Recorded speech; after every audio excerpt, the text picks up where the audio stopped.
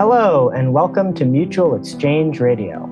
The following episode is hosted by C4SS's Eleanor Ostrom Chair in the Study of Self-Governance, Nathan Goodman. Nathan is joined by Christopher Coyne and Abigail Hall for a deep dive into the author's new book, How to Run Wars, a confidential playbook for the national security elite. The book is available from June 18th on Amazon or through the Independent Institute, and ebook versions are available for Kindle, Google Books, and Barnes & Noble Nook.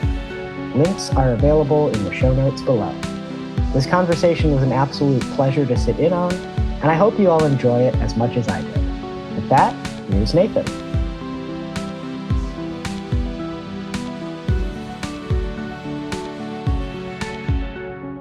Hello, and welcome to Mutual Exchange Radio. I'm Nathan Goodman. Today I'm talking with my friends, mentors, and colleagues Christopher J. Coyne and Abigail R. Hall. Chris Coyne is a professor of economics at George Mason University, the associate director of the F.A. Hayek Program for Advanced Study in Philosophy, Politics, and Economics at the Mercatus Center, and the director of the Initiative for the Study of a Stable Peace.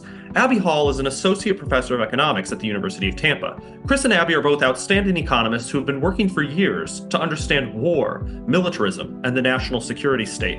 The two of them have co-authored several books together, including Tyranny Comes Home, The Domestic Fate of U.S. Militarism, and Manufacturing Militarism, U.S. Government Propaganda in the War on Terror. Today, we'll be discussing their new book, How to Run Wars, a confidential playbook for the national security elite, which comes out this June 18th, 2024, to be exact.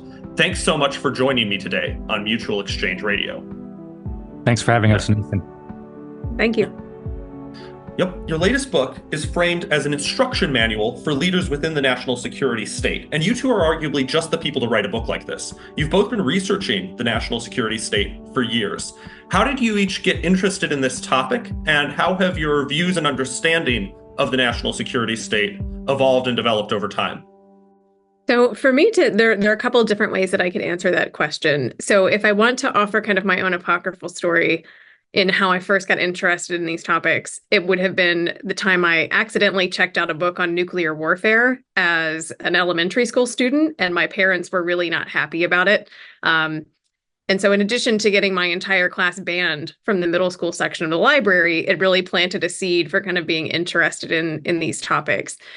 But really, I think maybe the better answer is that as a graduate student, Chris very kindly asked if I was interested in working on a topic related to policing and police militarization. And kind of the rest is history. Got bit by the bug, and it's been what I've worked on ever since. Awesome. Yeah, for me, it's a slightly different story. I started graduate school in 2001 here at George Mason University, which, of course, about 3 weeks into the first semester, so fall semester, was the 9/11 attacks. I had just come from New York City, where I grew up right outside the city. And then, of course, George Mason University's main campus is located about 15 miles from the Pentagon, where one of the planes struck.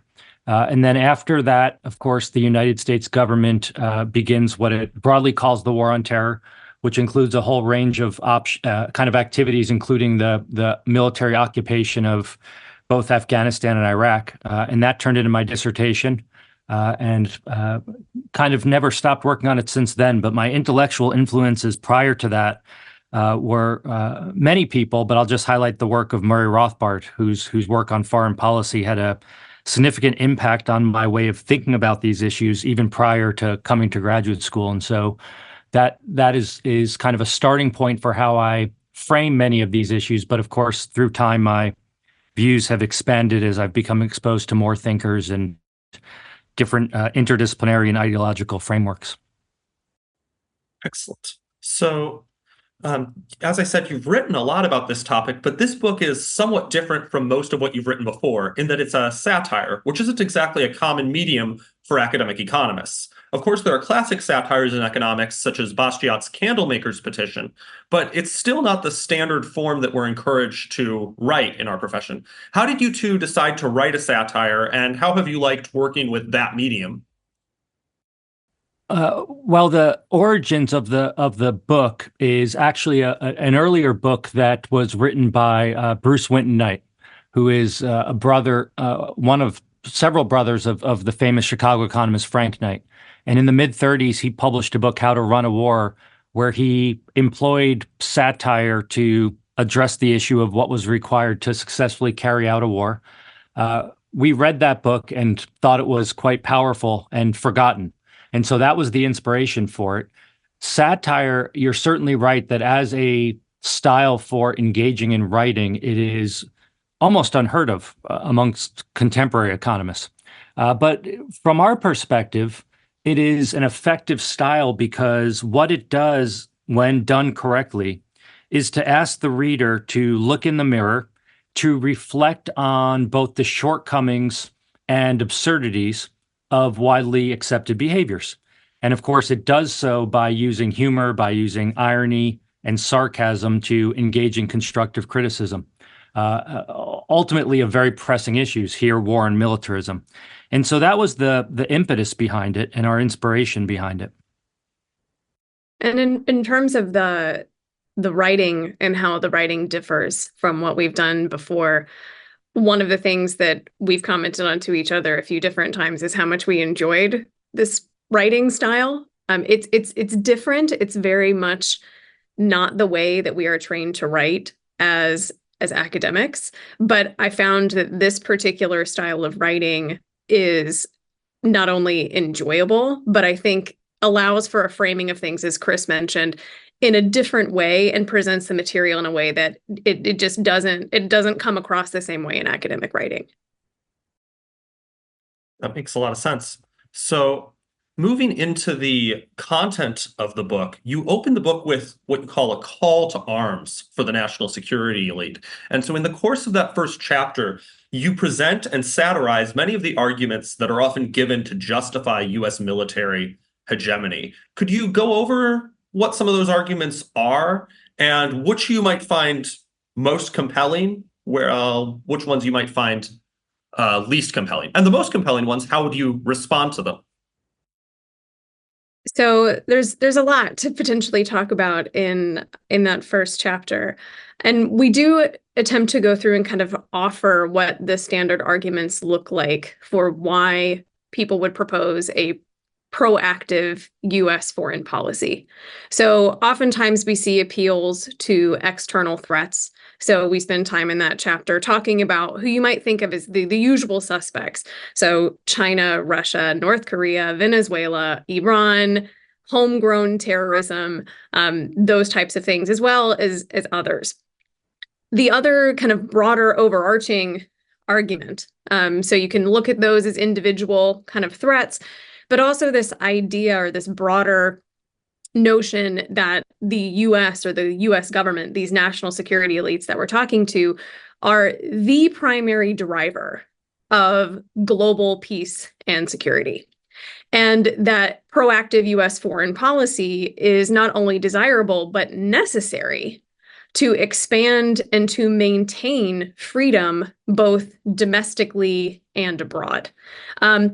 In terms of which arguments I find most compelling, least compelling, I personally don't find a lot of them to be particularly compelling, but that might just be a result of working in this space for so long. I think a lot of people find the external threat argument to be particularly compelling, and I think that is something that not only is observable in day-to-day discourse, but also if you are looking at academic or other types of political literatures talking about or offering rationales for proactive U.S. foreign policy, there is this really strong tendency to focus on foreign threats. And so just as one brief example, a couple weeks ago, I was offering a presentation to a group which was populated largely, or at least in large part, by conservatives. And the number of times that China and Russia were brought up explicitly, and then after mentioning one of those two governments, the phrase, and therefore we need a more active U.S. foreign policy, or we need to increase military spending, followed it. And so I think that chapter is really trying to encapsulate those types of discussions. You know, I just to second what Abby was saying, and to take in a slightly different angle, I do find it compelling that there are threats in the world, because I think that is a ubiquitous feature of the human world in which we live. What I don't find convincing, or what I find less convincing to a large extent is the idea that a large-scale hegemon, in this case, the United States government, is the sole source of order and the sole means of responding to those threats. And I don't find that convincing, both in terms of the practicability of government doing what it says it's going to do, but also because I think that actions taken in the name of combating threats both exasperate those threats, but also, and create new ones, I should say, but also create new threats in terms of government that is purporting to protect us, the people, becoming a threat itself. And so from that standpoint, I think many of the kind of standard arguments that Abby summarized so nicely are at best wanting and at worst quite troubling, if not dangerous. Excellent. And so I think when you get into this notion of the government itself becoming a threat once you empower a proactive national security, state, and military apparatus, there we start to really get into some of the stuff you discuss in the rest of the playbook, the various ways that the national security state operates. So you begin that playbook with tips on how to manipulate the public and their perception of wars, namely how to control the narrative and capture the media. Why is shaping public opinion so important for military leaders? And what are some of the most egregious ways they do that? Well, the reason it's important is for the same reason the populace, or enough of the populace, I should say, buying into government, its existence and its operation is important in all areas of life, which is that no government, irregardless of the type of government it is, can long survive unless there are enough people that support it. And that support can be proactive and outwardly expressed. It can be indifference, just acceptance that this is the way things are and this is the way things have to be.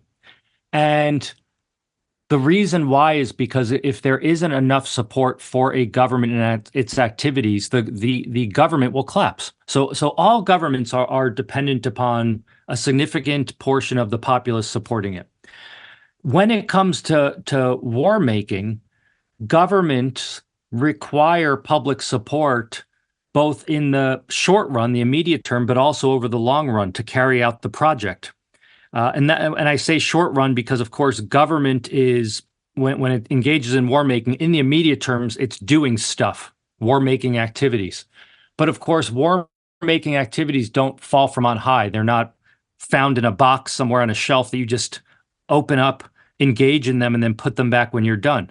It requires the construction, operation, and expansion and entrenchment of an entire apparatus built up around that set of military activities. And that's what I mean by longer term effects. And so that is why public opinion is important in itself. And I'll turn to Abby to say a few words about how governments, especially the American government, which is our focus in the book, although I think the insights are applicable beyond that, has historically and more recently engaged in activities to shape and control the narrative. Sure. So in these two chapters, we draw from and expand upon some of our earlier work in manufacturing militarism, where we talk about the crafting of narrative by officials and the dissemination of that narrative. And in terms of, I think the way you phrased the question was like, kind of what are the most like egregious examples that we can think of, or maybe the most prominent ones. And we look at quite a lot of them in the book. I'll offer a couple. We talk at length about the Bush administration, George W. Bush administration, and talking about the crafting of a narrative to really sell the invasion of Iraq to the US public, and the fact that there were very clear and obvious disconnects between what was known by officials at the time and what was being portrayed to the American and frankly the international public, so to speak. So we talk about things like, the supposed Saddam Hussein or Iraq al-Qaeda nexus. We discuss the aluminum tubes, the weapons of mass destruction. We talk about that also related to the war in Iraq. We discuss the use of things like quote unquote objective experts, who are actually individuals who are fed talking points by the DoD, but presented as being objective military analysts to go and present talking points on various forms of media. We also discuss how the administration would offer quote unquote evidence to news sources and then cite the news source later on as the original source of the material where it actually come from the administration. We talk about other types of press techniques, so the use of embedding, for example, where you place journalists within military units and kind of the undesirable incentives or undesirable structures that creates in terms of objectivity with regard to reporting. But one of the things that I think is probably still most unknown to a lot of people is just how much influence the government, particularly the Department of Defense, has on the types of media that we consume and the messages that we get. So perhaps the best example, or one of, I think, probably the most jarring examples, is the fact that if you have watched a movie in a theater, probably in your entire life, and that film has employed any type of military technology or personnel whatsoever, that script has been vetted by the Department of Defense in exchange for using that material. And it's not just films about war. If you've watched Say Yes to the Dress, as in people trying on wedding dresses, or if you have watched Hell's Kitchen, so Gordon Ramsay is yelling at people to cook faster, those shows and a bunch of others have also been subjected to the same types of processes. And so the message, it's coming in a lot of different directions, and it's been repeated in a lot of different ways that I think people are frankly really unaware of. So I think this kind of gets at one of the overarching themes of the book, which is that the proactive military hegemony that the US projects is often justified in the name of liberalism, but it winds up undermining certain basic presumed features of a liberal society. In this case, the assumption of sort of an open marketplace of ideas characterized by free speech and free expression, open democratic discourse, and so on, right? And so it seems like this is an overarching theme throughout your work, this tension between liberal justifications for militarism and the illiberal consequences of that. So could you unpack a little bit what role liberalism plays both in your own work and in the stated justification for military hegemony? Well, I'll start. So this tension you highlight is certainly the tension I refer to as one between, on the one hand, a supposed commitment to liberal values, and on the other hand, a commitment to empire or a proactive, forward kind of projecting military militaristic foreign policy that supposedly is required to achieve and uphold liberalism, which of course the tension being that those very activities are inherently illiberal from start to finish in themselves, but also erode liberal values in their execution, implementation, and maturation through time. And so this is a tension that has long existed in liberal thought. And some liberal thinkers have been more aware of it than others. The kind of standard solution that is often proposed, of course, is constitutional rules. So the idea is that you empower the state to do those things that it needs to do. In this case, protect property rights, to protect the freedoms and liberties of people. But then you put constraints and safeguards in place such that that power cannot be abused. Of course, that sounds nice, and perhaps it is nice when you think about kind of the ideal vision of that framing of things. But a look at the empirical record, historical record or perhaps just a reliance on common sense without looking at the empirical record or some combination thereof, calls that into question. Because, of course, war making, the execution of a proactive militaristic foreign policy requires a significant amount of discretionary power granted to what we in the book call the national security elite, which refers to, it's a broad category, which refers to the broad array of public and private actors that operate and execute the various activities of the national security state. And those people, to varying degrees, require discretionary power because they are engaging in the projection of government power and force in a complex system, or I should say a series of overlapping complex systems, such that they can never fully anticipate ex ante what they're going to need to do and how they're going to need to respond. So it is not possible to constrain them ex ante.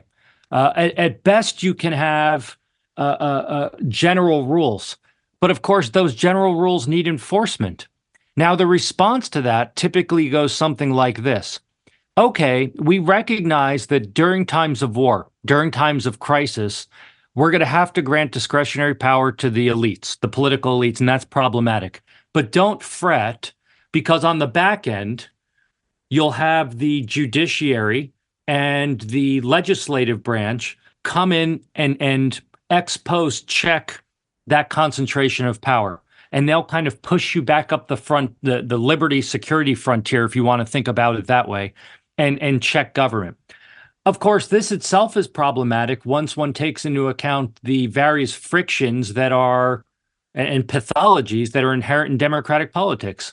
And to my way of thinking, and I feel comfortable saying to Abby's way of thinking as well, this is problematic because there's very little reason to believe both the incentives exist and the epistemics, the knowledge exists for those various checks to do what proponents of those checks wanted to do. And so that kind of leaves us in a position where we either have to adopt and willingly embrace illiberal means in the name of catching some liberal crumbs, perhaps, which really then, in a sense, gives up the liberal project itself, because that argument leads one to say, well, look, to the extent liberal values can exist, they only can exist under a broader umbrella of coercion and force, a state-imposed coercion and force. The alternative is to consider different arrangements through which we can then think about how we might navigate conflicts in the world, which again are omnipresent. But focusing narrowly on the state as the solution almost forces you into that first situation, where broadening the potential set of ways to navigate those conflicts at least offers us a way out of it, potentially. Potentially, that's part of the research project. Yeah, and just to add on to that very, very quickly, is, at least in my mind, I think one of the goals of kind of our overarching research program is to point out just the true inconsistency of the idea of liberalism through illiberal means. But one of the things, and we highlight this in this book, and we highlight it in other work as well, and Chris mentioned kind of this idea of this trade-off between liberty and security, which is often the way that things are framed, with this idea that, well, if you want more security, you have to trade off liberty, but then at some point in the future, we'll move back kind of along this, trade-off that what economists would call, like, production possibilities frontier of liberty and security. But what we highlight here and elsewhere is that there are a variety of different margins on which those liberties erode, and that instead of having this nice trade-off, that in fact, what we appear to be doing is getting less of both of those things. So we have this kind of contraction in not only liberty, but also in some cases, I think safety is as well.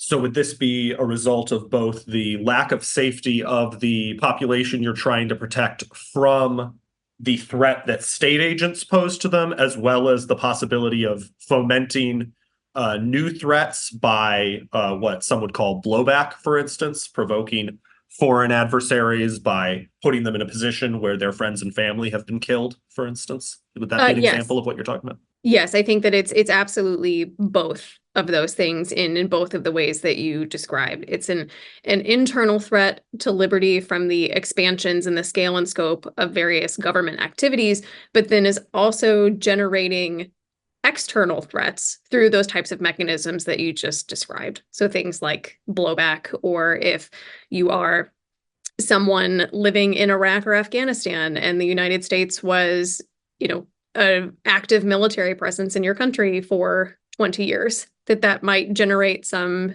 negative sentiments, you might say, toward the US. And it's certainly not just those places.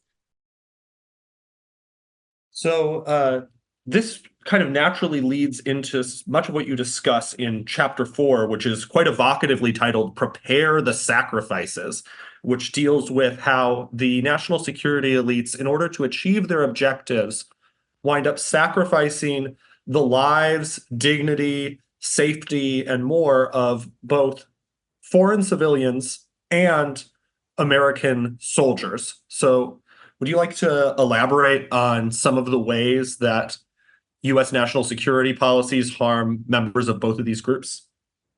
So the way that we categorize this, so the way that we kind of divide this chapter, is by talking about sacrifices or casualties in those two broad categories that you described. So there are foreign casualties and then domestic types of casualties, which typically would be U.S. Military members. And so we talk about if you're a member of the national security elite, this presents potentially a problem. People don't like civilian casualties. They don't like the idea of non-combatants being hurt, killed, or otherwise harmed in the course of U.S. policy. And people really they have a really strong distaste for high military casualties. And so we discuss within that kind of ways that historically these issues or problems have been dealt with. Casualty counts tend to not be particularly good or accurate. We talk about, or we spend a lot of time discussing what you might refer to as creative accounting. So if the problem is civilian casualties, figure out a way to turn them from civilians into combatants. And one of the ways that this has been done is through the use of a very broad and nebulous category referred to as a MAM, or a military-aged male. Well, what's a military-aged male? As it turns out, this often just means that you happen to be male between the ages of 14 and, say, 65 within a strike zone. And then in that case, the individual moves categories. So when they're counting those deaths, the death is not a civilian casualty, it's a combatant casualty.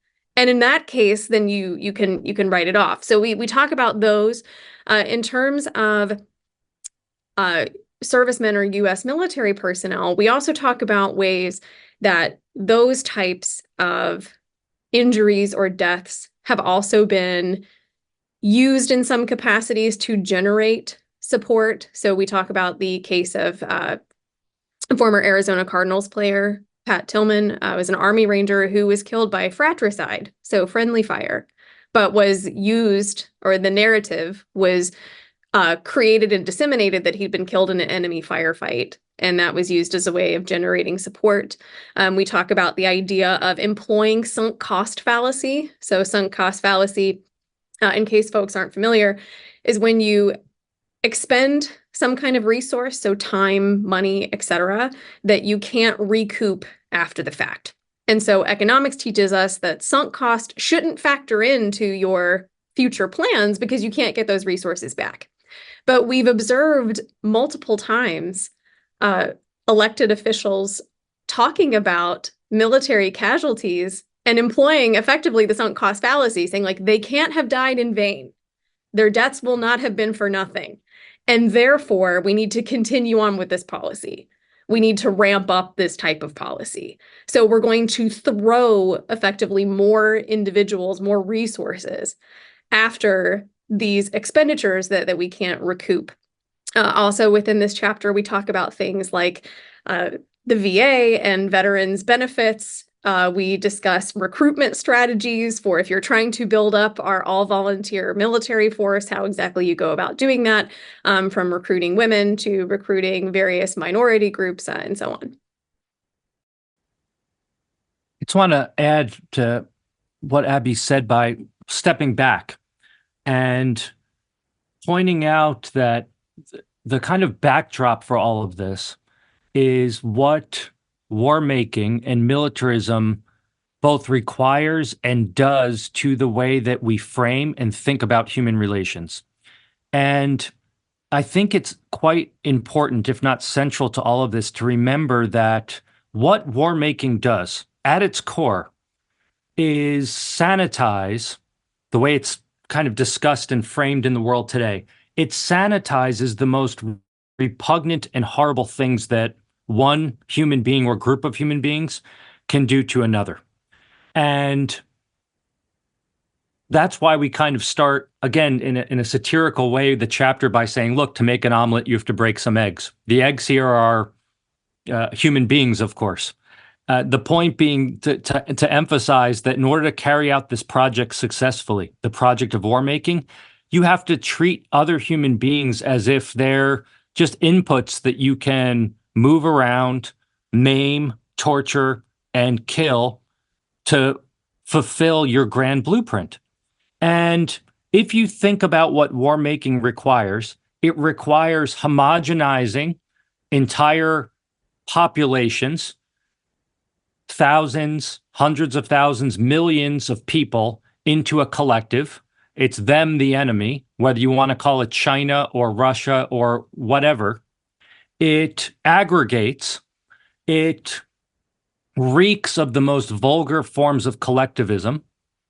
We are against them, as if we, all of the citizens on this side, kind of all hate the people over here, and the state, which is acting on our behalf, is doing exactly what we want against an entire population. And what this ultimately leads to is the entire erosion of the dignity of other people, because other people no longer are people, which is why, of course, throughout human history, people have, to the extent they have paid lip service to things like human rights, to things like the dignity of other human beings during war, governments invest a significant amount of effort in dehumanizing the enemy, whether that is propaganda posters that make them the enemy out to be an insect or a rodent. Because, of course, what do people tend to do in their homes when there's an insect or a rodent? If they're kind, they capture and release it. Most people kill it and don't think twice about it. And so you need to get the populace in the mindset. You need to get members of the military in the mindset of it's okay to kill another human being, to harm another human being.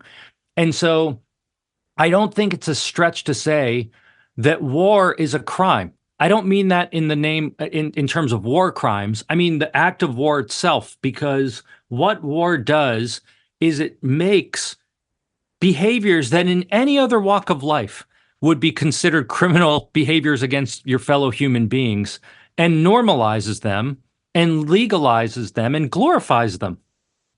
And what we're trying to get at, and what I took Abby's wonderful summary of the main themes of this chapter, in this chapter and elsewhere in the book, getting at is to make the reader realize that, to look in the mirror and say, look, to do this, you have to be comfortable harming other human beings. And to the extent you are, that might say something about your personal moral fabric, but it also says something more broadly about these various war-making activities that are undertaken under the banner of liberalism. To go back to what we were discussing earlier, which is these activities are inherently illiberal. They have nothing to do with human freedom. They're usually couched in advancing human freedom. But the trade-off, of course, is or part of the trade-off is eroding the freedoms of many individuals in the here and now in the name of some greater freedom down the line. And we need to think about what that means and what the implications of that are, or at least Abby and I would want to push the reader to do so. Well, I think that's a really important point, right? I think you're really emphasizing how states and political leaders generate a set of euphemisms that make violence we would ordinarily consider totally unacceptable at an interpersonal level into something sanctified or even glorified, right? As Max Stirner put it, the state calls its own violence law, but that of the individual crime. So it seems as though what you're highlighting here is a set of ideological lenses that then sanitize really brutal violence. And you're using satire to expose a lot of that, which I think is really important and really powerful. In the next chapter, you discuss something that you were sort of getting at in this most recent comment, which is sacrificing liberty in the name of liberty, right? That ultimately these imperial projects are justified in the name of liberty, but they wind up sacrificing individual liberties. And throughout that chapter, you focus on a lot of really grotesque civil liberties abuses. I'd be curious what civil liberties abuses really stood out to you there and how you think this tends to function in practice.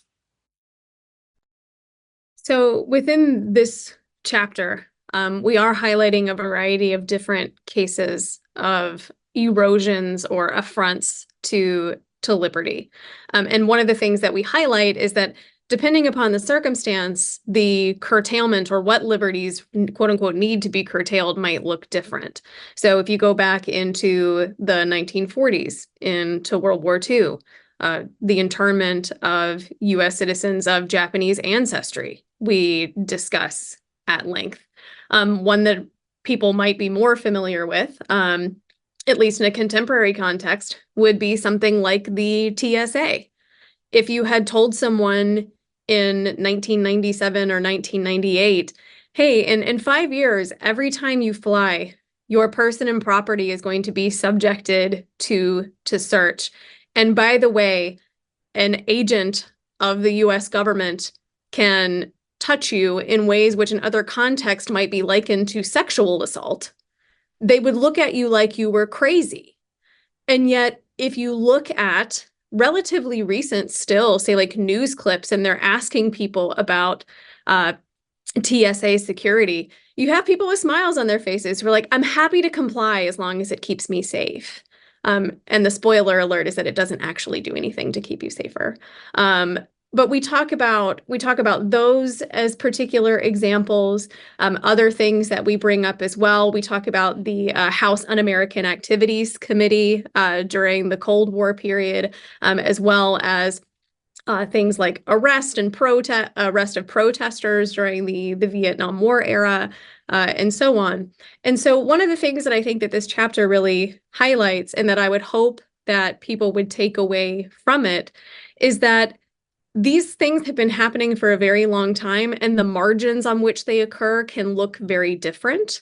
But one of the things that you will notice, again, as a theme kind of for all of these, is that at the time, they're all being portrayed as necessary, given the purported scale or the intensity of the threat. And so now we might look back at the Japanese internment camps, for example, and find that those were egregious. How many people thought that they were egregious at the time? How many people would think that the current operations of the TSA are egregious? Or some of the changes to things like material witness laws, which allow people to be held, at least in theory, until they can testify or they can be deposed. How do you justify, or is it justifiable to hold people for, say, like a year at a time? And so we talk about all of those different examples and some others as well, but we get I think a nice sample. I think two other brief things to mention, and perhaps to echo what Abby said. One of the important things that comes out of this is the immediate and the long term, which of course are related but distinct, at least analytically. which is that at any moment in time, you can observe during a period of supposed war, or not that there's ever a really clean period of war making since it's continuous, but supposed period of war making, you can see immediate reductions in liberty, and the argument is those are required. But I think one of the things Abby was highlighting in her comments, I just wanted to reemphasize, is that there's these long-term effects in terms of kind of the institutional residue, if you will, that's left behind, even if things are pulled back. And so you look at things like the Espionage Act, which was passed, in the early 1900s, but then was invoked by the Obama administration in ways that the original designers of that act could never have anticipated. And so you can see how things can kind of sit on the books, whether in formal terms or in terms of precedent and norms of what is kind of viewed as appropriate behavior, and then brought back to life when you might least expect it. The other thing I just wanted to highlight is, people tend to think about civil liberty violations or violations or reductions in liberty as terrible, if they view them in that way, when they're observable. So getting thrown into an internment camp, that is something that is readily observable, and we can see it happening in front of us. But perhaps equally important, if not more so, are those activities of government that are concealed. And the reason perhaps they're more important is because they pose the same type of threats as the readily observable and seen instances, but precisely because they're concealed, it is much easier for them to emerge, mature, and infect our lives without us realizing it. So you think of something, for instance, like the surveillance state. Much of the surveillance state in the United States takes place under a guise of secrecy. That is, it's extremely difficult for the every person to know what's going on, which is why we're typically dependent on whistleblowers, amongst others, to tell us what's going on. And that makes it extremely difficult for citizens, for watchdog groups, even for members of the legislative branch, to the extent members of the legislative branch care to fulfill their supposed function, to check those behaviors. And so to my way of thinking, those concealed type of activities are not as outwardly as vulgar and repugnant, perhaps, because they're not readily observable to the eye, but they are extremely dangerous precisely because they're not readily apparent to the human eye. And so I think that's something we need to remember, because those type of concealed activities are going to emerge and persist when we endorse and allow governments to engage in war-making behaviors. So this raises a question for me, which is, how do you as scholars pursue research on topics where there's so much concealment, right? Some people, will look at the scene, right? They'll just download a data set, run a regression, and they're looking at very readily, easily observable data.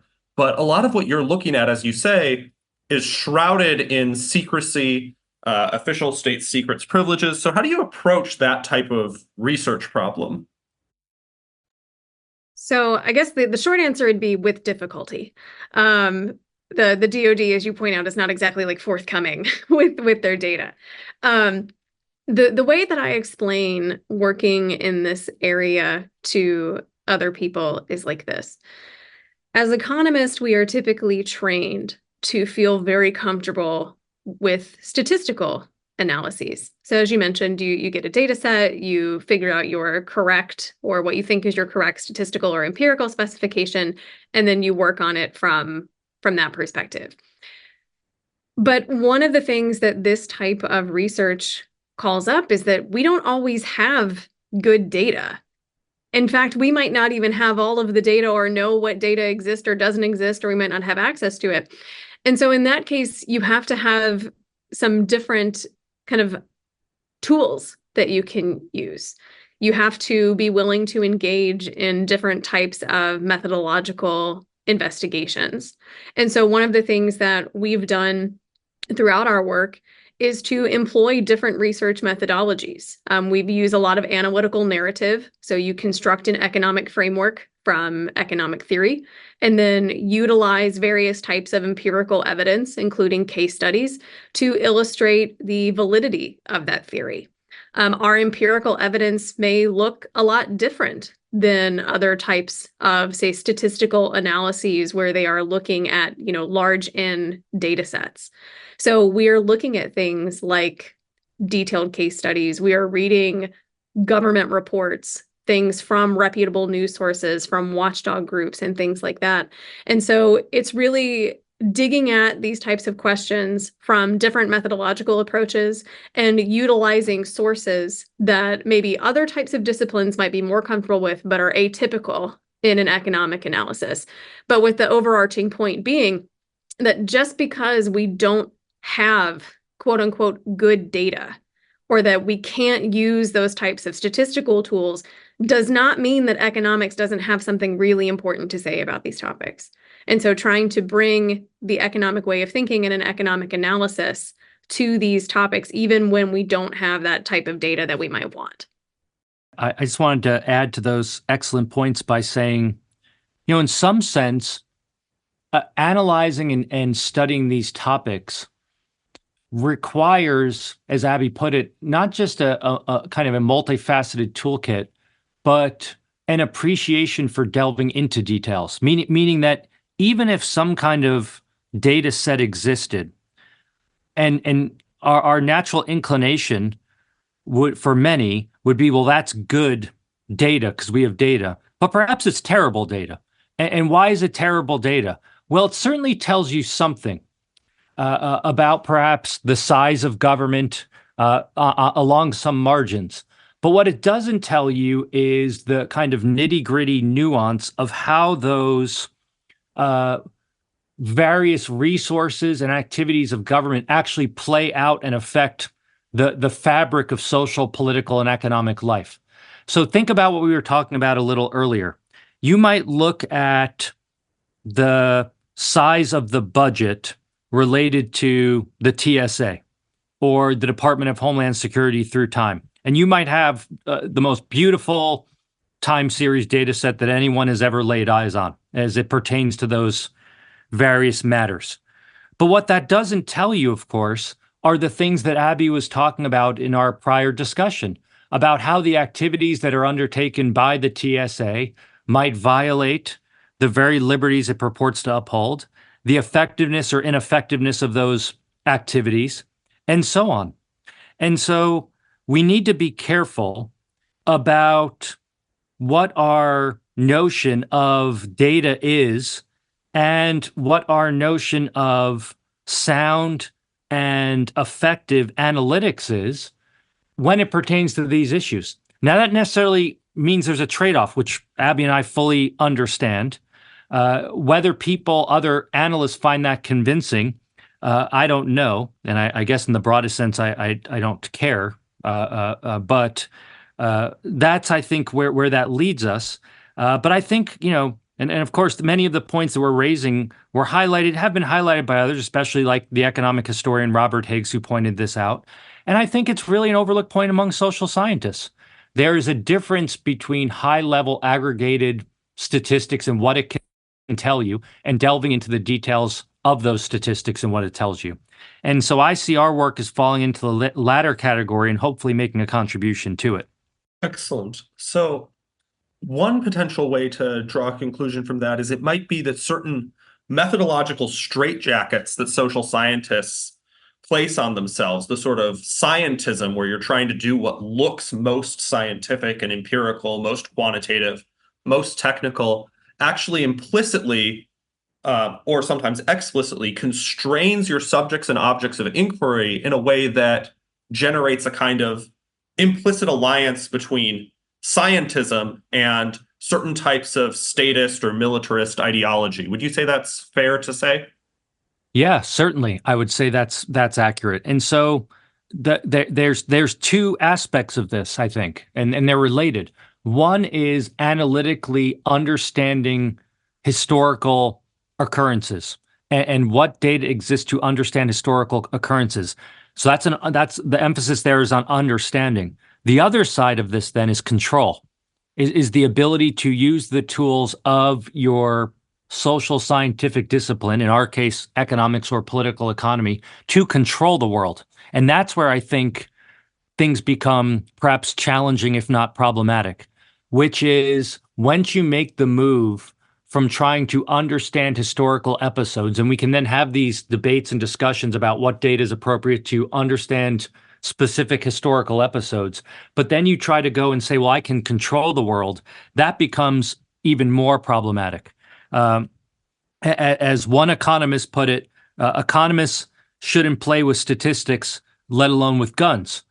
Meaning that when we employ statistical techniques about guns to say, well, if you just put this amount of troops over here, or this amount of weapons, or you give military aid over here, you'll get this positive outcome. See, it has a statistically significant a result.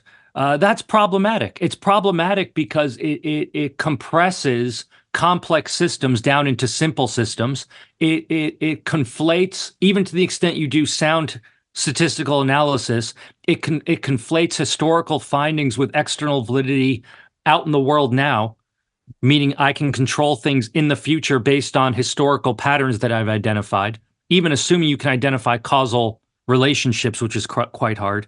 And so very quickly you get this unholy alliance, as you put it quite nicely, between scientism and statism. It's Hayek's pretense of knowledge, but instead of macroeconomics, which is what he originally wrote that article critiquing, it's the pretense of knowledge related to militarism and empire, which is perhaps much more problematic and potentially damaging than macroeconomics. Of course, that depends on one's judgment of macroeconomics as a field.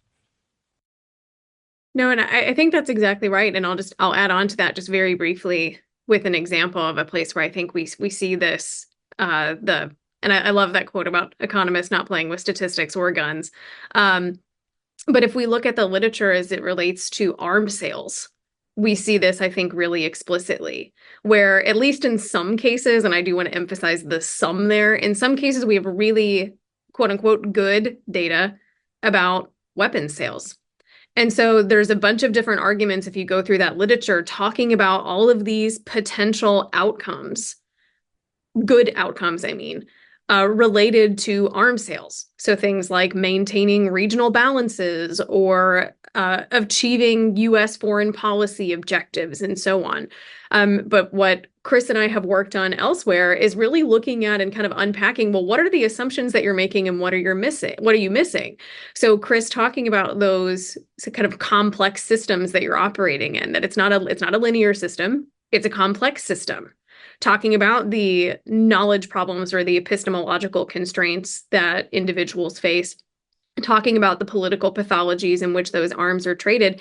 And you lose that kind of context when you are looking at a straight statistical analysis. And to reemphasize what Chris said, it's not to say that those statistical analyses are not important and don't illuminate particular things for us, because I think that they do. But we lose out on a lot of really critical information when we put on kind of our methodological blinders. Like, that's the way I think about it. It's like if we're a horse race, we put on our methodological blinders and we can only see what's right in front of us when there might be a whole lot going on within our peripheral vision. And so in my mind, it's necessary to take the blinders off. So I recognize, for instance, that in our work, there are things that we can't do with the type of analysis that we've done that, say, maybe an econometric analysis can do. But that road also runs back in the opposite direction. There are things that we can discuss that econometrics simply cannot, because it's not the tool that's appropriate to use for some types of data. Excellent. So as we get into these questions of economic methodology, both of you brought up Hayek, brought up knowledge problems and some of the issues surrounding that. And that really leads us quite nicely into chapter 6, in which you discuss how the national security elites embrace top-down economic planning, right? So how does that tend to function in the operation of the national security state in the US? What types of central planning wind up being pursued?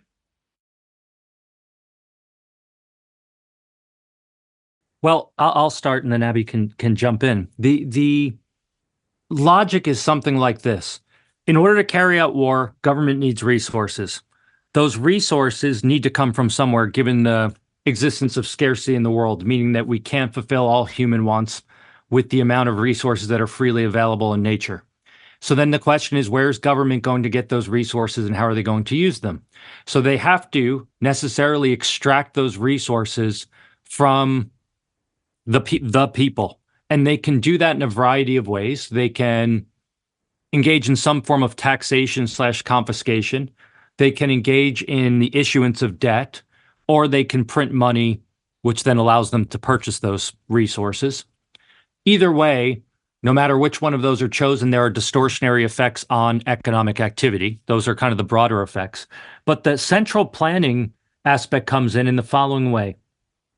One of the main insights of market process theory is that markets have no hierarchy of ends. Markets are descriptors of interactions between people we categorize as buyers and sellers, but they're human beings who are engaged in social cooperation. Each of those individuals has an end or a hierarchy of ends they seek to pursue, but you can have diversity across people.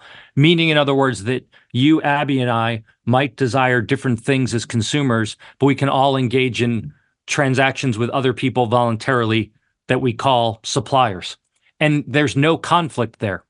Central planning is different than that in terms of a group of planners needs to impose a single hierarchy of ends for the economic activity itself. We want 100 tanks. We want 75 drones. They impose their hierarchy of ends on economic activity. That's what central planning does in general, not just during wartime. In general, that's what economic planning requires. The replacement of the diverse and different wants of individuals with the hierarchy of ends determined by planners. So, war planning, whether it's during wartime, during peacetime, military planning, I'll call it, a military sector, is the equivalent of what Don Lavoie, the economist, called non-comprehensive planning. It's not trying to plan all economic activity, but it is trying to plan a large segment of economic activity. The irony, of course, is that, or one of the ironies, is that proponents of the military, of empire, tend to also purport to be proponents of markets, of capitalism, and so on. Yet the very means that they propose to carry out their military, their favored military activities requires, again, in this case, illiberal economic activity. So as the economist Kenneth Boulding put it, the military sector is an economic cancer. It sucks the life out of the dynamism of private market activity because it's inherently parasitic and it's inherently at odds with the very nature of markets. And that's, again, a tension we need to wrestle with and think about. And that's why we have this chapter, again, to ask the reader to look in the mirror and say, look, there's this when you just focus on the economic aspect of war making, there's these important features of the enterprise, and you need to be aware of them and think about the consequences of them. I think Chris summarized it very nicely, that the idea here is one where oftentimes you will see, as he mentioned, people who are big proponents of U.S. foreign policy are often also really big proponents of quote unquote free markets. But then there is this idea that, but this is so important, we can't leave it to the free market. It has to be imposed top down. And so within this chapter, just to offer some specific examples, we talk about some specific ways in which this occurs. So if you go back into, say, the World Wars, talk about like the War Information Board. So again, this kind of ties back into some of those earlier chapters that we discussed in terms of narrative crafting and how that's presented. So if you were someone who was going to a movie in the 1940s, you might be hit with messages about how you need to be saving the fat that you cook with because that can be used as war material. And if you buy more than your mandated number of pantyhose, ladies, then you are a threat to national security and you are no better than someone who is a member of the Axis powers. Beyond that, though, there are other ways that we see this kind of top-down planning occurring on a regular basis. And as Chris mentioned, it's not just during wartime, but it's also during peacetime. So we spend a lot of this chapter talking about the Defense Procurement Act, or what's known as the DPA. And the DPA has been in effect for a really long time, but a lot of people are not aware of what the DPA is or what it does. So the DPA has within it provisions for what's called priority of performance and also things related to allocation. So what it effectively does is it allows the government, so the president, as well as his or her designees, so this power can be transferred, to effectively require companies to take on government contracts, and then also requires them to can allow the government to control the allocation of various resources in a lot of different areas. And so if people are curious about magnitude, the DPA is deployed, or employed maybe is the better word, about 300,000 times a year. And this is not a small scale type of thing. And again, it's not just during wartime. So we spend a decent amount of time talking about, and we use this as a specific example to illustrate some of those Hayekian problems that you mentioned a moment ago, talking about things like the DPA being used during COVID. So anything that we want to label as this kind of, national security concern or emergency gets brought under that central planning umbrella relatively quickly. And so I think the quote that Chris mentioned earlier from Lavoie, this is a cancerous type of thing. And I think this illustrates that pretty clearly. So that really raises an important point, which is the mission creep that can occur here, right? You set aside a particular set of coercive powers for one use. We need to fight the Nazis. We need to fight the terrorists. We need to stop the communists, whatever else. And then years or decades later, it gets creatively redeployed by people to address new perceived crises in ways that may differ from the intentions of those who initially authorized the power. So would either of you want to elaborate a bit more on how this kind of process of mission creep works, not just with the central economic planning, but with all coercive power? So in general, when we think about the idea of mission creep, we can tie it, at least broadly speaking, to the standard economics of bureaucracy. So anytime that we are looking at the government creation of or provision of some kind of good or service, whether it's military or otherwise, that's done through bureaucratic entities. And government bureaucracies are not operating within market spaces. They're not competing for customers in the way that Walmart or your local craft store is competing for customers. They don't have those profit and loss signals then that private firms do to indicate success or failure. So what do they have? What are they competing for? Government bureaucracies, instead of competing for customers, instead of competing for profit, are competing for resources that are allocated by higher levels of government. And so absent profit and loss mechanisms, how do you measure success? Well, there are a few different ways that bureaucracies might do that. So if we go to the literature, we see things like budgetary maximization. So we're trying to expand our budget to get it as big as possible. We might build slack into our budget. We might try to inflate or increase the number of personnel within our bureau or the importance of our bureau relative to other ones. And so one of the ways that you can potentially accomplish those goals is through engaging in mission creep, which, just to define it very simply is when we, as maybe an organization, so a bureau, moves beyond its original parameters and starts undertaking other types of activities with the goal of getting those things I mentioned a moment ago. An example of that would be something like police departments. So if you look at police departments, their missions oftentimes have really expanded over time to include things like counterterrorism policy.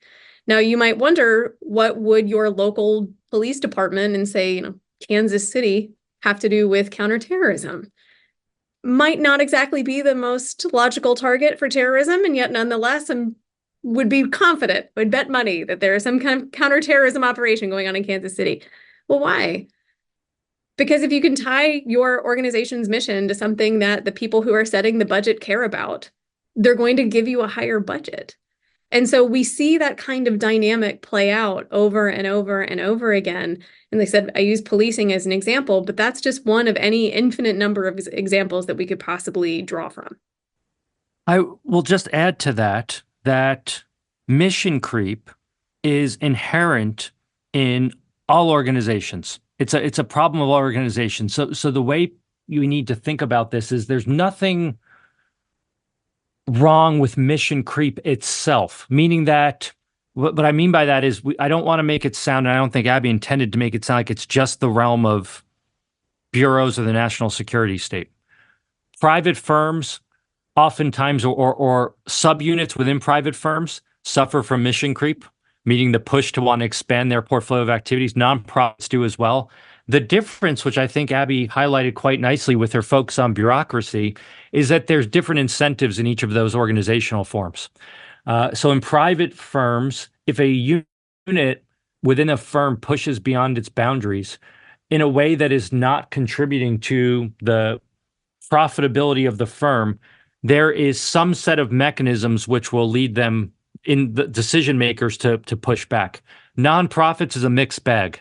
There's many nonprofits that do push beyond their original mission, for better or for worse. That depends, and it's largely influenced by donors. But government bureaus constantly push beyond their mission, as originally stated, and what they're doing, because as Abby put it, they want to get more money. The national security state is kind of the height of this behavior because it is a highly centralized organization. It operates at the federal level. It is largely insulated from competition. It is largely insulated from oversight. And certainly in the present state of the world, but it goes well beyond the present state, there is bipartisan support for constant expansions in the military sector. So you look at the U.S. military sector and you look at the Pentagon. And of course, the Pentagon has failed to fulfill the most basic types of federal law. One of them, of course, which was implemented under the Clinton administration, that federal agencies need to pass a federal audit. Now, irregardless of one's ideology, this requirement doesn't seem absurd. That is, the IRS requires businesses to be able to satisfy an audit if called upon to do so, so meet basic accounting rules. So if we even have some semblance of a rule of law, it seems that we'd want our political masters to be able to satisfy their own rules. Of course, for numerous years, if not decades, the Pentagon just ignored the law altogether and said, we will not be submitting ourselves to an audit because we can't do it. Now, one would think that there'd be some kind of severe penalty for failing to meet even the most basic of laws. The penalty in this case was ever-increasing budgets granted by members of Congress. Then, of course, finally, the Pentagon did submit itself to an audit. I want to say maybe 3 years ago it started, and it's failed every single one of them. And of course, then it praises itself for the praise, the pat on the back is, well, we did it. We submitted ourselves to an audit. Now, let's go back to what we were saying earlier about war normalizing criminal behavior. If you ran a private business and the IRS came knocking at your door, IRS agents and they said to you, submit yourself to an audit, and you said, no, I choose not to, you would be fined or thrown in a cage. Now, let's say you submitted yourself to an audit. You say, okay, I'll submit myself to an audit, and then you fail. So you fail to satisfy basic accounting standards. Now, imagine they said, look, you failed the audit. And you said, well, I tried. That's what counts. Right? It's the good old college try. I actually did it. Again, I imagine they would look at you oddly. If you're lucky, they probably would look at you oddly while they were throwing you in jail or fining you. And so you see, even at the most basic mundane level, governments right in front of our eyes violating the most basic tenets of a society based on rules and laws. This incentivizes, and the reason I bring this up here is because it incentivizes mission creep. The incentive is constantly to expand because you don't have to care about basic checks on your behavior because you can just flaunt that you're not even trying, pretending to meet those checks, and people slow clap for you while they're giving you more money. Because, of course, the resources that are being given to you don't belong to those that are allocating them to you. They are extracting them from others who have very little say in the political process. And so you can see how this can be quite problematic, both in terms of grand distortions of resources, but also very clear and blatant violations of even the most basic rules and laws that are supposed to, in principle, constrain abuses of power. Yeah, that's a very important point. So both of you were discussing the sort of economics of bureaucracy and the contrast between government bureaus that lack profit and loss feedback and private firms. But of course, private firms also play a role in the national security state in the form of defense contracting.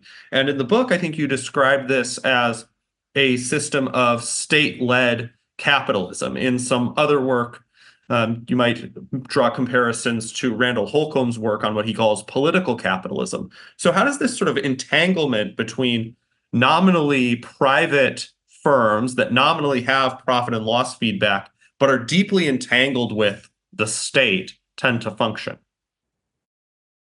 Sure. So we discussed that in here in the book, and we also discussed it in more detail elsewhere. Both Chris and I, and then Chris with another co-author, Tom Duncan, talk about the issues related to military procurement in detail. And so this, of course, links back to what President Eisenhower referred to as the military-industrial complex, or what sometimes is now referred to as the military-industrial congressional complex, which is a bit of a mouthful to get out. But talking about these types of entanglements that, if we trace them out to their early history, sometimes have been around for a really, really long time. The way that we describe it in the book is that at this point, the government has effectively what we refer to as, quote, a harem of defense contractors. And so you don't see that the contractors are, to link it back to what we were discussing a moment ago in terms of profit and loss signals, there's not penalties oftentimes for failing to meet your stated requirements if you are a defense contractor. So if you are looking at, say, Northrop Grumman, I'll use a simple example to, I think, illustrates the point well. They gave an estimate for the RQ-4 Predator drone, so an unmanned aerial vehicle that was used extensively in the War on Terror. It was supposed to cost $20 million a unit. Oops, it cost $220 million a unit to produce. Now, normally, if you go over your budget by $200 million a unit, that's going to be a bad day for you as a company. But what happened instead? Well, what actually happened was this. The Obama administration at one point issues a call to reduce waste. The Air Force suggests cutting this technology for a variety of different reasons. Now, the company, Northrop Grumman, at this point, jumps into action, engages in an intensive lobbying campaign on Capitol Hill, sets up a website, and this is true, you can go to Wayback Machine and look it up, Save the Global Hawk. It sounds like a environmental conservation website, but it was urging constituents to contact their elected officials to try to block the retirement of this technology that, again, had cost overruns of $200 million a unit. And what happened was that Congress, in the National Defense Authorization Act for the following year, forbade the Air Force from retiring the technology and required them to purchase these units that they hadn't yet bought, which again were costing $200 million more than what they had originally been quoted. And so I think that story illustrates the type of dynamic that we're talking about really well for a couple of reasons. One, you get an idea of kind of the magnitude on an individual level, but it also is just that. It's one piece of equipment from one defense contractor. And you see that same type of pattern being repeated over and over again. I think it's also just important, again, to step back and realize what the kind of broader dynamic that is operating in the background, against which that very good illustration that Abby gave us is operating. And Nathan, in your opening question, you used the concept of political capitalism. Of course, as you mentioned, Randy Holcomb has a book on this with Cambridge University Press by that title. And political capitalism is a institutionalized economic system. So it is different than capitalism. It's different than socialism. It is a unique system unto itself that is characterized by institutionalized entanglements between the parts of the political structure and parts of the private structure. And it's institutionalized in a way that confers unique benefits to the members of the insider group, if you will, that makes up that entanglement. Outsiders, people outside those entanglements, are not able to influence the operations of those entanglements in any meaningful way because they don't have access to the political system in a way that the insiders do. Why is this of interest? Well, it's of interest for two reasons. One is because in order to carry out military operations, it requires political capitalism. That's the illustrations Abby was giving us. It requires the operation of those entanglements and all that comes of it, which is entangled with mission creep, entangled with top-down planning, and so on that we've discussed earlier. But a second reason that it's important is because political capitalism, as a institutionalized set of economic arrangements, undermines and erodes the desirable features of a market system. It undermines the desirable features of the market process and the things that we highlight: innovation, entrepreneurship, widespread benefits from those things that fall upon large portions of the broader population. It undermines those things and threatens the very nature and dynamism of the market system. In addition, I should mention, to potentially creating public backlash against markets, because many people lack the nuanced understanding to make the distinction between markets and political capitalism, such that they then come to view political capitalism as analogous to markets. And of course, critics of markets often invoke political capitalism critiques in their critiques of markets, which threatens kind of the ability of people to both understand and embrace the benefits of markets. And so I think that's an important point to make as well in terms of the broader effects of how these dynamics play out. Yeah, I think that's a really important set of points. I'd note that Roderick Long has noted in various places that a sort of left and right conflationism, sort of left conflationism where you conflate the existing system with free markets and then use that to argue for state intervention in markets, as well as a right conflationism where you conflate existing economic arrangements, including special privileges people have, with a free market system and say, it arose from a free market, therefore it's good and efficient and just, can wind up being mutually reinforcing because you have people squabbling who both wind up implicitly supporting statist arrangements. And so the state remains secure, even though people think that they're fighting one another on these points. So suppose someone were to find a lot of the arguments you've been making convincing, and they decided, all right, well, I think this militarist arrangement is really bad. I want to speak out against it. I want to protest against it.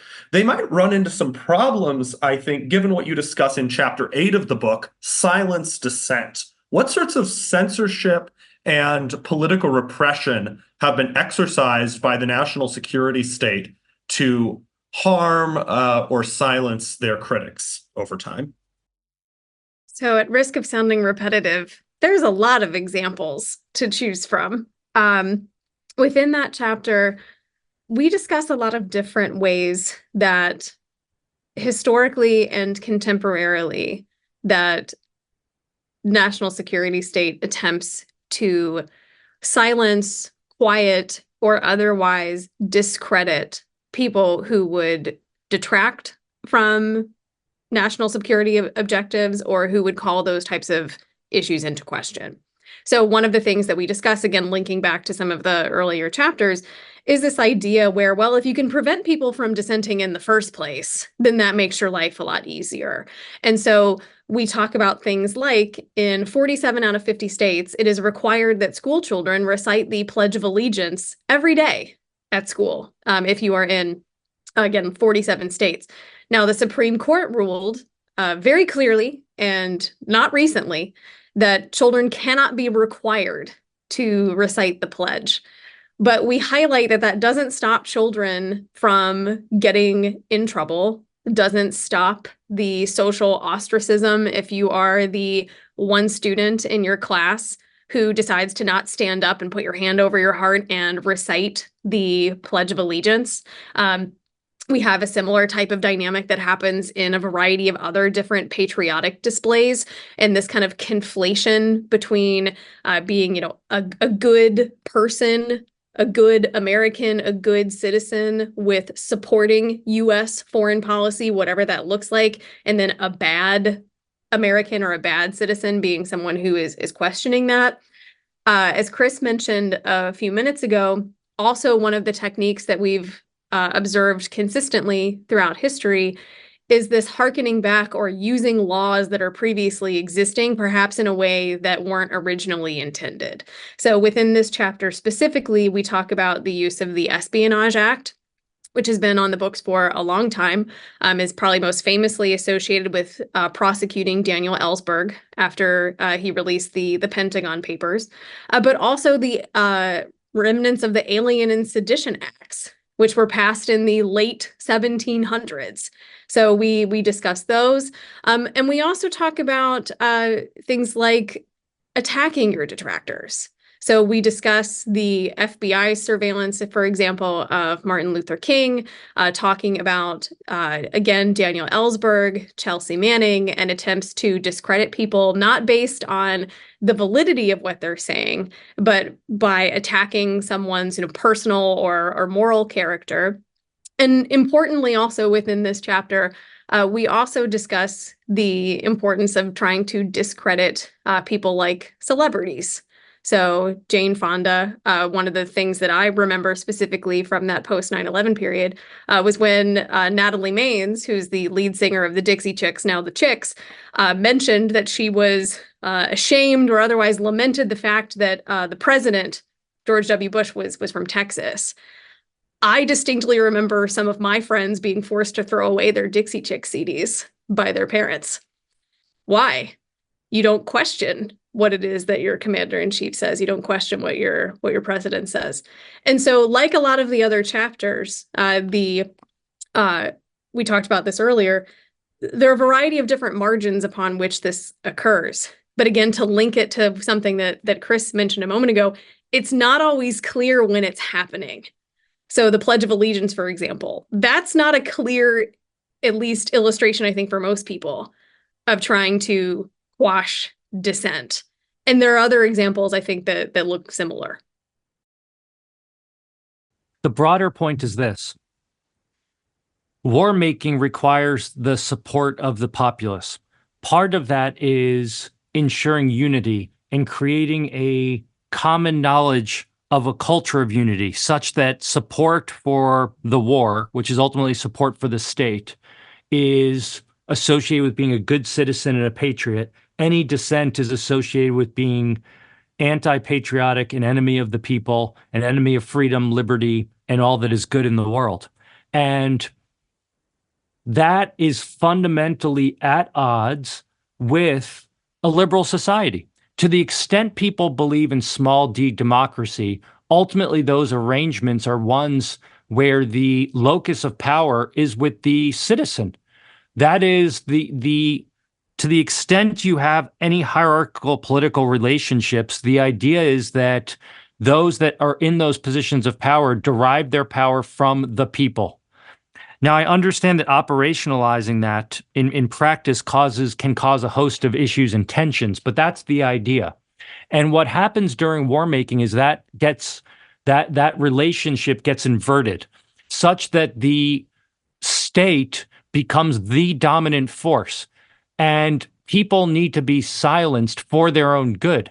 And that, at its core, undermines the very nature of a self-governing society based in the agency and decisions of individuals. And governments are quite good at this, I should say. For all the pathologies and failures of government, think about, in America, for instance, which I'll focus on since I'm most familiar with it, how many people across ideological perspectives are willing during times of crisis or war, as declared by their political masters, to fall in line, whether they're vocal about it or just passive about it.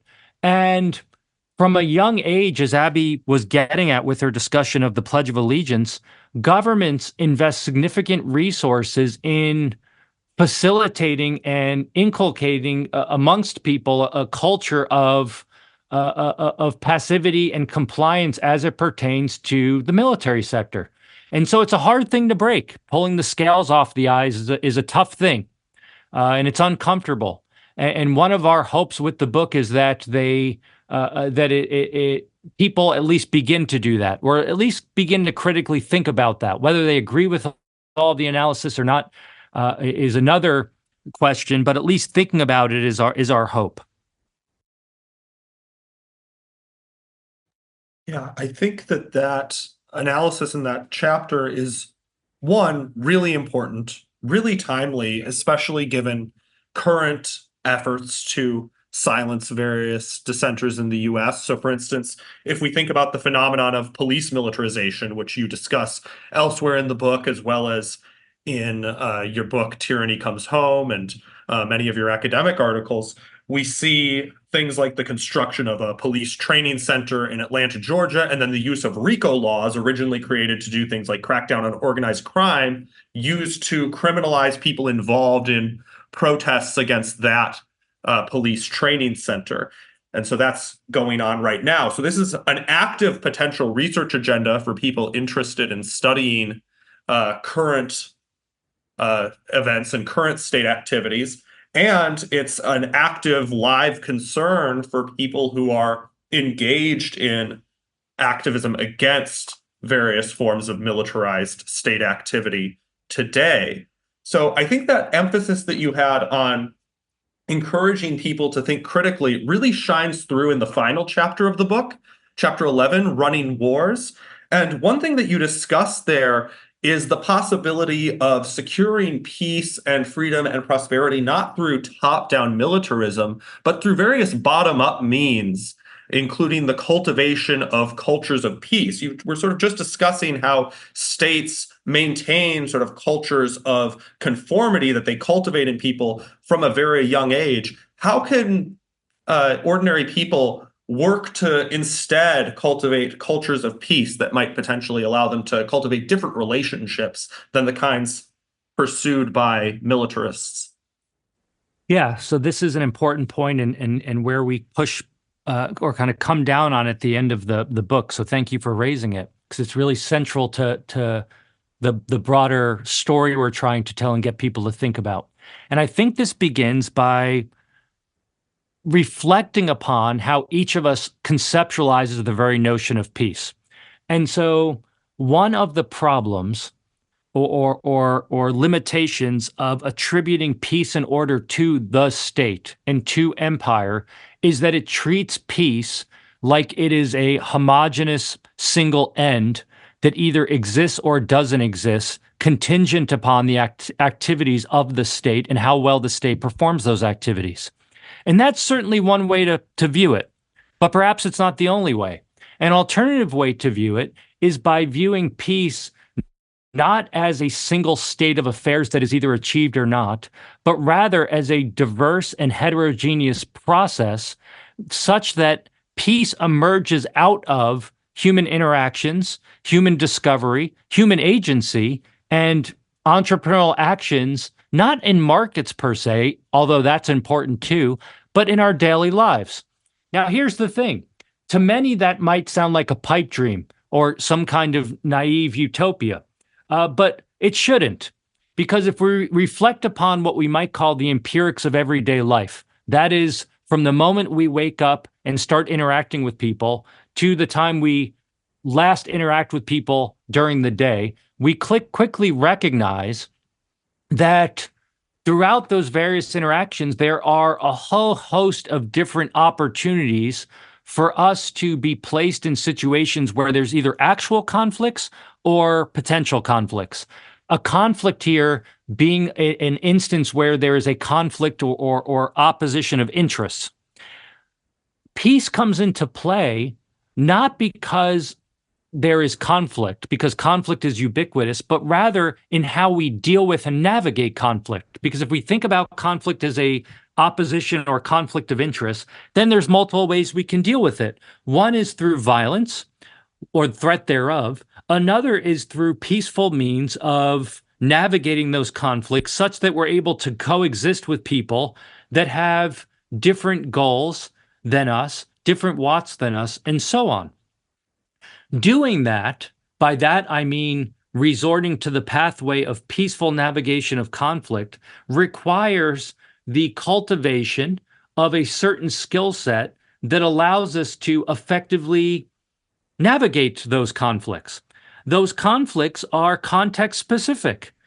Your family, your workplace, interacting with strangers, interacting with people both within your small social group and then beyond that social group, and so on. Once you realize the diversity of skills that each of us already possesses to deal with conflict, then you're already a long way of the ways there to understanding the idea of cultures of peace, which is there's a heterogeneity of our skills to accomplish peace, the absence of violence is the way I'm talking about it, and all that goes into generating that absence of violence, but also that opens the door for then thinking about different ways that we can leverage those skills that already exist and subsequent skills that we can develop for creating peace in the world. Because so much of the conversation about empire, about war making, is framed and curtailed by parameters that limit the conversation. For instance, we focus on nation states. We focus on nation states in these conversations as if they are the unit of analysis and discussion and that they're the end all be all. Then we focus on the state portion of nation states. But why? Why do we grant any privileged status to those various categories? Because everyone else does? Well, who made them God of categories that we need to focus on? What if we say, well, look, there's billions of people around the world. Those people are unique individuals that possess various skills to navigate conflict. And how can we empower people, irregardless of their geographic location, irregardless of their nationality, their ethnicity, their gender, or whatever other margin of identity you want to focus on. How can we empower them to live and let live, to get along with other people in a way that minimizes violence? And that is not utopian. That is not naive. What is perhaps utopian and naive is the idea that you can grant significant amounts of discretionary power to an extraordinary small number of people and then say, go at it, and believe that they somehow are going to create global perpetual peace without any reference to or reliance upon the people that actually live and function in the world. Because again, all of the action is taking place in the kind of status quo story amongst this small group of political elite, completely forcing out of the equation all of the people that actually constitute human society.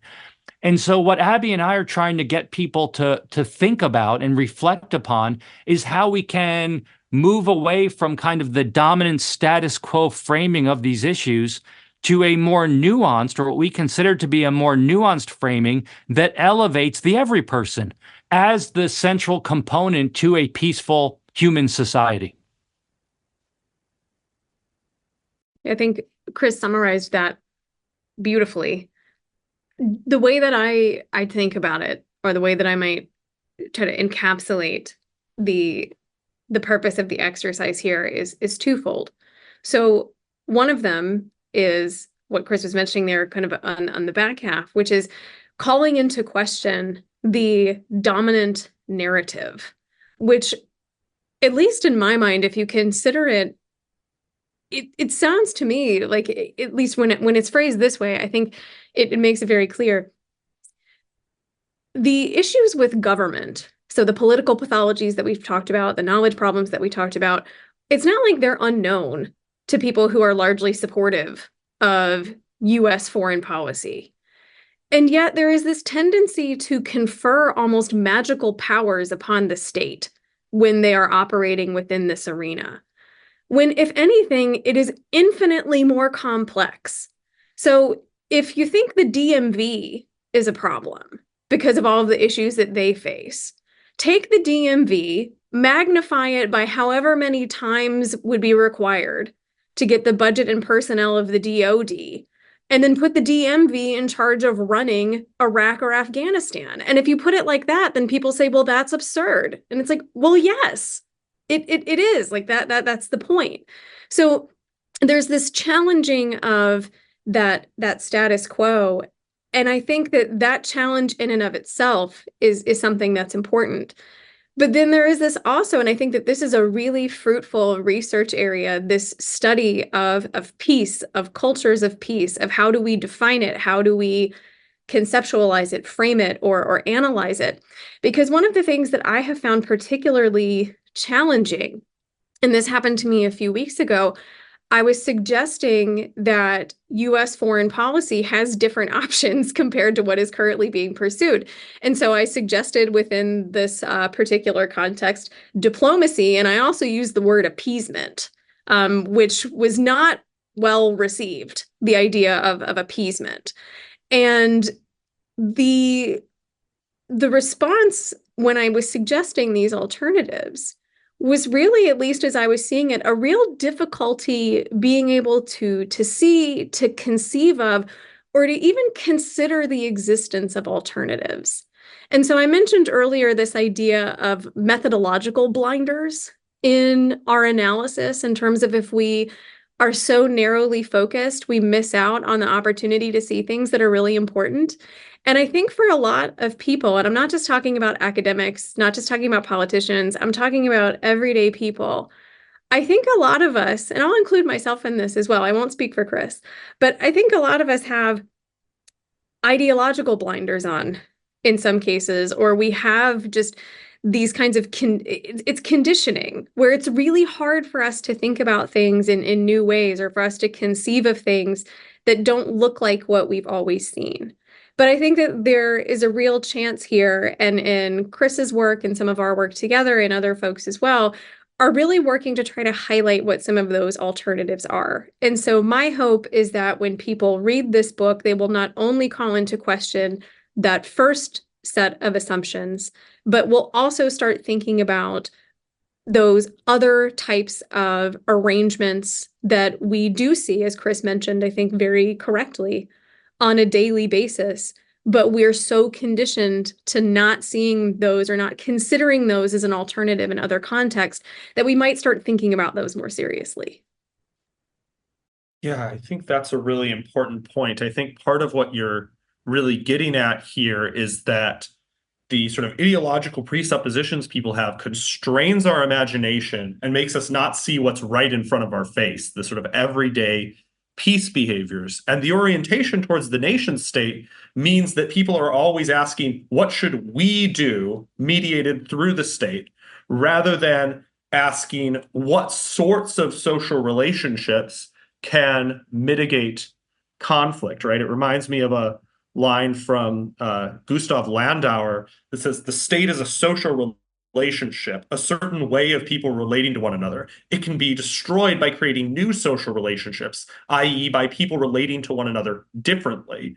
And so ultimately, I think one thing that's powerful about this book is you get into all these pathologies of the national security state, but you also, in that last chapter, take some first steps towards opening people's imaginations to some of the alternative ways we could relate to one another. And I think that's really important and really powerful. Just to sort of close out, I was wanting to ask if either of you would have recommendations on books or television programs or music or films or other media that might be directly relevant to this conversation, or just that you like, that you would want to share with our audience here. Sure. So just since we've just been talking about it, so The Idea of Cultures of Peace is a book by Elise Boulding, which is excellent and would be something that I would recommend. Another Boulding, we talked about the idea of war normalizing things which in other context would in no way, shape, or form be acceptable. So Kenneth Boulding's Stable Peace, which was published in 1978, I believe, is something that I've now read through a couple of times and I really like. I think it's particularly accessible, especially to people who are not necessarily trained in economics. So I would definitely be looking at those two books to recommend. I'm sure that there are others that I'll think of as well. But I know Chris probably also has his reading list. Yeah, I think that those suggestions are great. And then I think that on this topic, or topics plural, I should say, that fall under the purview of what we've been discussing during our time today, there's a great opportunity, and you put it well earlier, Nathan, for kind of interdisciplinary conversation. And not just interdisciplinary, but inter-ideological, meaning across ideological boundaries. And so, some of the people I've found interesting on these topics and useful, Arthur Eckerk, who's a historian who wrote several books on American militarism. We mentioned Robert Higgs earlier in our conversation, but that's wonderful. But then historians, oftentimes, historians, sociologists, from a left-leaning perspective.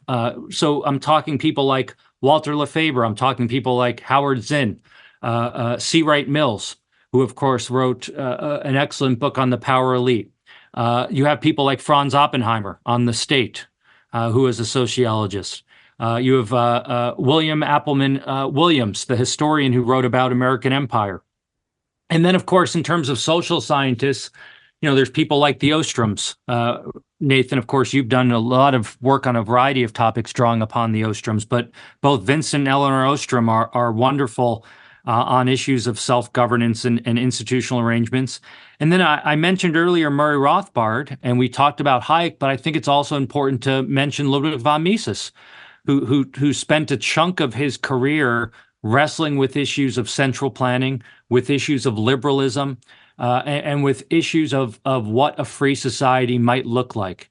And I think drawing upon the insights of all of these different authors and more is quite important for thinking about and understanding the natures of war. And of course, there's the typical great works in fiction, Slaughterhouse-Five, Catch-22, the classic works of on war that I think are wonderful for people to read, to kind of wrestle with the insights of and the natures and realities of war.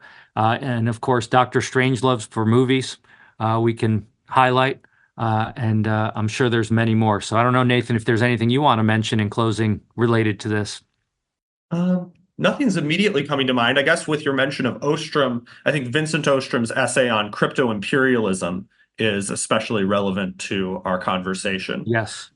But thank you both for your time today and for writing such a compelling book on such an important topic. Once again, the book is How to Run Wars, a confidential playbook for the national security elite. It comes out this June, and I'd encourage all of our listeners to pick it up. Thanks.